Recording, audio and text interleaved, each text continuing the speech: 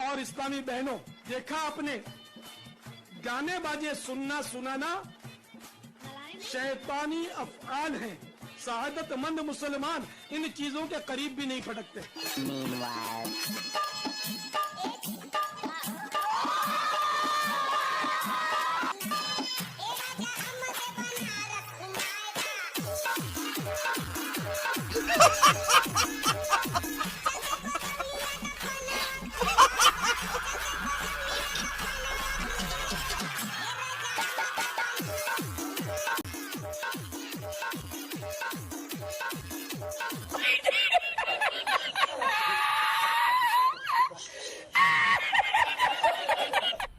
मजा आया। तो जय श्री राम दोस्तों, कैसे हो आप लोग। एक बार फिर से स्वागत है हमारी वीडियो में। तो दोस्तों आज की वीडियो में फिर से हम मजहब की खूबसूरती देखने वाले हैं। तो बहुत अच्छे अच्छे मूवमेंट है इसमें काफिरों के लिए, तो आप वीडियो को एंड तक जरूर देखिएगा। और अगर चैनल पर पहली बार आए तो इसको सब्सक्राइब भी जरूर कर लीजिएगा दोस्तों। तो चलिए देखते हैं वीडियो। और हाँ भाई, आप इस खातून की वीडियो को पूरा जरूर देख कर जाइएगा, यही रिक्वेस्ट है आपसे। कितने बच्चे हैं? हम पे 8। Very dangerous. आपके 8 हैं और बड़ी वाले के कितने हैं? 11। उनके 11 हैं। तो आप लोगों ने नहीं सोचा कि महिलाओं का शरीर खराब होता है, ज्यादा बीमारियां होंगी, परेशानी होंगी? कभी नहीं लगा ऐसे? नहीं, कुछ नहीं लगा। ये रफीक खान साहब हैं, इनकी 2 पत्नी हैं। एक पत्नी दवा लेने के लिए गई हुई है बाहर, ये उनकी छोटी बेगम है। इनके 19 बच्चे हैं और इनका ये कहना है कि सरकार की ओर से जो सहूलियत इनको मिलनी चाहिए वो सहूलियत इस परिवार को नहीं मिल रही।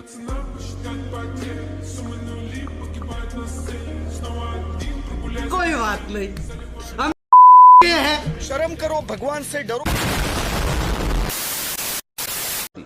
पूरी दुनिया में कहीं भी कजन से शादी का रिवाज नहीं है, उसको बहन समझते हैं। हिंदू भी नहीं करते, अंग्रेज भी नहीं करते, शायद मेरा ख्याल है यहूदी भी नहीं करते। कजन से मैरिज का रिवाज सिर्फ किस में है? इस्लाम में। और ऐसा पक्का है कि इस्लाम ने जहां ये बताया ना कि किन किन औरतों से शादी तुम्हारे लिए हलाल है, तो कजनों को अलग से हाईलाइट किया है। ए नबी, आपकी फूफी की बेटियां भी हलाल, आपके लिए चचा की बेटियां भी हलाल, आपके लिए खाला की बेटियां भी, और आपके लिए मामू की बेटियां भी क्या है? अलग से अल्लाह ने 4 औरतों का अलग नाम लिया है। तौबा तौबा तौबा। हालांकि तो वैसे भी हलाल थी, लेकिन अल्लाह को पता था कि एक जमाना ऐसा आएगा कि कजन को सच्ची मुच्ची की बहन करार देकर उससे निकाह पर क्या लगाएंगे? पाबंदियां। और कुछ मेडिकल रिपोर्टें भी पेश की जाएंगी। यूं हो जाता है बच्चा बगैर टांग के पैदा होता है तो अंधा काड़ा पैदा होता है। तो अलग से इस्लाम ने कजन मैरिज को प्रोमोट किया है, इसलिए कि इससे रिश्तेदारी क्या होती है? मजबूत। इस्लाम रिश्तेदारी में बड़ा हरीस है, रिश्ते जुड़े आपस में, फिर तलाक का रेशो कम होता है। तो भाई मैं तो हैरान हूँ दोस्तों कि तलाक के रेशो की बात देखो कौन कर रहा है। जिनके मजहब में ट्रिपल तलाक जैसी जो चीज़ है वो अलाउ है, मतलब दाल में नमक कम हो जाए तो उस पर भी वो 3 बार तलाक बोलकर तलाक देते हैं। और इनकी हिपोक्रेसी देखो दोस्तों, ये बयान इस प्रकार देते हैं कि जैसे हम तो बहुत ही मतलब सुधरे हुए इंसान हैं। इतनी हिपोक्रेसी, इतना पखंड मैंने कहीं पर भी नहीं देखा। ये जुर्म तब शुरू हुआ जब मैं एक मासूम, नाजुक, शर्मो हया सी गुंदी हुई लड़की थी। मेरे वालिदैन बहुत सी मोहब्बतों से मुझे परवान चढ़ा रहे थे कि गांव से अचानक मेरे चाचा की वफ़ात की इत्तला आ गई। हम 4 बहन भाई थे, मेरा बड़ा भाई, उसके बाद मैं, फिर एक और छोटी बहन और एक भाई।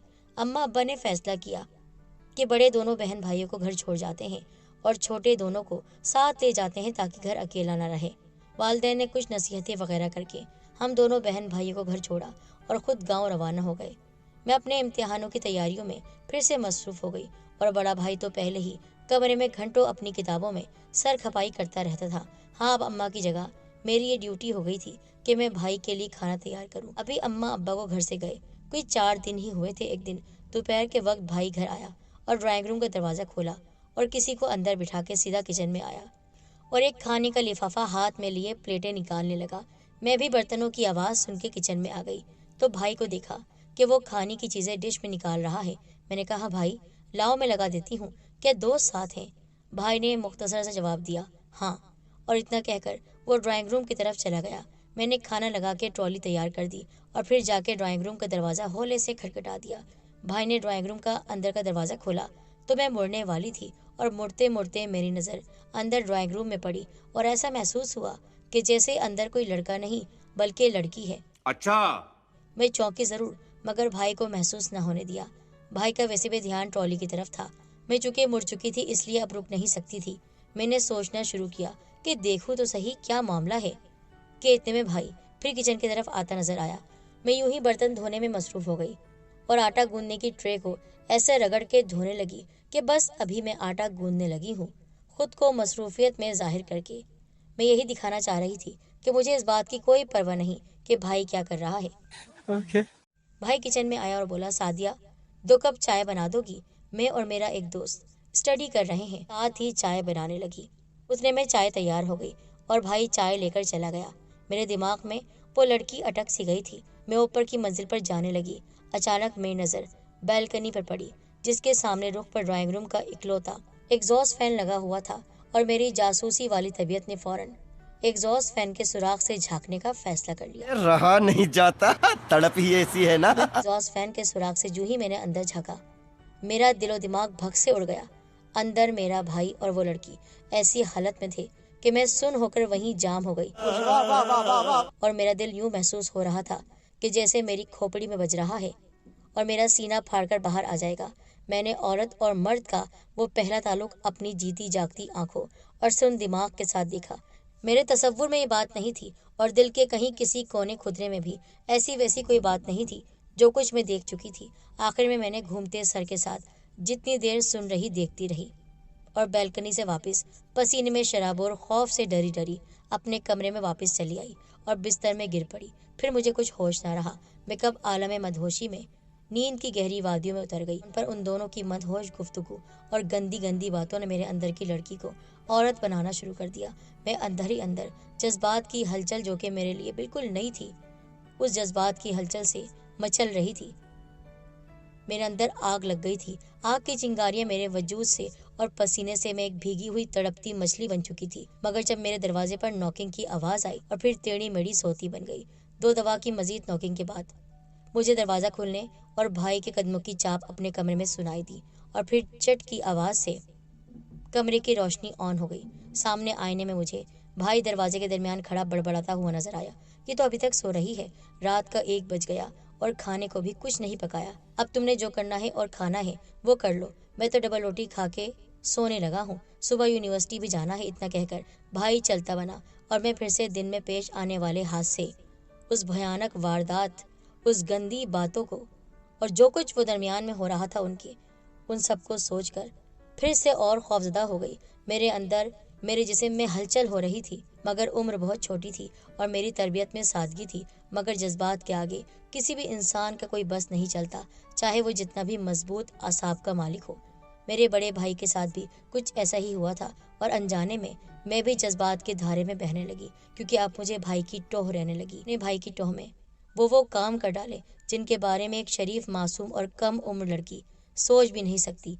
भाई ने भी घर खाली देखकर खूब फायदा उठाया और वो रोज अपनी स्टडी के बहाने उस लड़की को बुलाने लगा और मैं भी रोज ही बालकनी में धूप के साथ साथ अपने अंदर के ज्वार भाटे के हाथों जलती हुई एग्जॉस्ट फैन की जगह से हवस और तड़प का ये खेल देखती रही। ये सिलसिला यूं ही मजीद 6 दिन तक चलता रहा।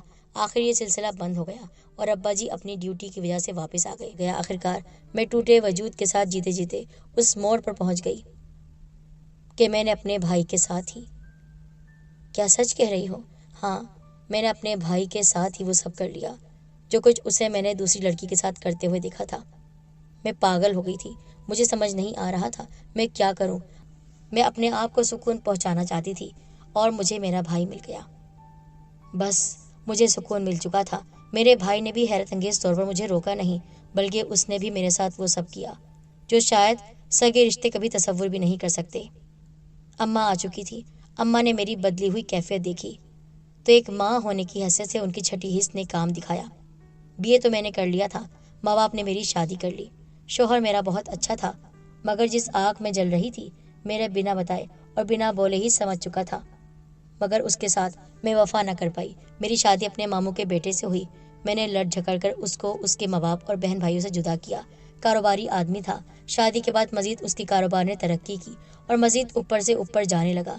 मेरे मिजाज को समझकर उसने बहुत कोशिश की कि किसी तरह मुझे अपनी मोहब्बत से, मेरे मिजाज को समझकर वो बहुत कोशिश करता कि मुझे खुश रखे। قسمت نے مجھے ایک اچھا شوہر دلا دیا تھا، لیکن میں تو اپنے بھائی کے ساتھ زنا کرتی تھی۔ اس نے شادی کی پہلی رات ہی سمجھ لیا کہ میں کنواری نہیں ہوں، مگر وہ ایک اعلیٰ مزاج انسان تھا۔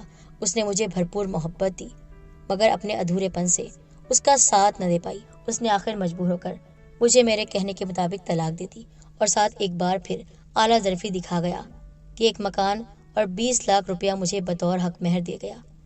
میں نے اسے طلاق لی، اپنے میکے والوں سے ملی ضرور، مگر واپس اپنے اسی گھر میں آ گئی جو میرے سابقہ شوہر نے مجھے تحفے کے طور پر دیا تھا۔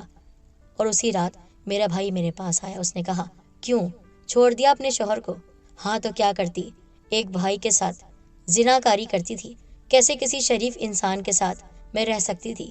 وہ بہت اچھا تھا، وہ جانتا تھا میں کنواری نہیں ہوں، مگر پھر بھی اس نے میرے اس عیب کو دنیا کے سامنے ظاہر نہیں ہونے دیا، الٹا مجھے تحفے کے طور پر یہ گھر دے دیا۔ بھائی نے کہا، تو پھر چھوڑو، آؤ ہم دونوں پھر سے رنگرلیاں مناتے ہیں۔ میں نے وہ رات اپنے بھائی کے ساتھ گزاری۔ تو کافروں سے امید ہے کہ ان کو اس ویڈیو کلپ کے مادھیم سے ان کی خوبصورتی کا کچھ تو اندازہ ہوا ہوگا، اور مسلمانوں سے میں ریکویسٹ کرتا ہوں کمنٹ میں اب یہ مت بولنا کہ ایک آدھ جو ایسی گھٹنا ہے اس کے مادھیم سے آپ سبھی کو ٹارگٹ نہیں کر سکتے۔ مجھے بھی پتہ ہے کہ سبھی ایسے نہیں ہیں، پرنتو زیادہ تر آپ میں ایسے ہی ہیں۔ صرف ایک ہی کلپ نہیں، میرے پاس بہت سارے کلپ ہیں جن میں بھائی بہنوں کے جو ہے سبند بنائے گئے ہیں ایسا کچھ۔ تو کرپیا یہ گیان کمنٹ باکس میں مت بانٹیے گا۔ یہ تو دوستوں امید ہے آپ کو ہماری ویڈیو پسند آئی ہوگی۔ اگر ویڈیو اچھی لگی تو اس کو لائک کمنٹ شیئر ضرور کریں، اور اسی طرح کی ویڈیو دیکھنے کے لیے آپ ہمارے چینل کو سبسکرائب بھی ضرور کر لیں۔ تو ملتا ہے اگلی ویڈیو میں، تب تک کے لیے آپ کا دھنیواد۔